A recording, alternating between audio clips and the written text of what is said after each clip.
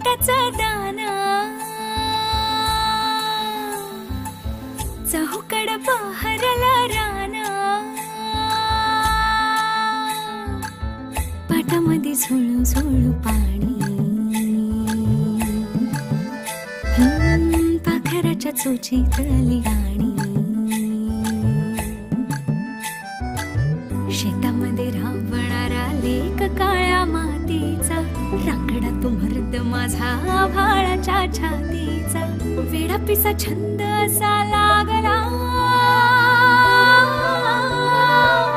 तुझ्यात जीवन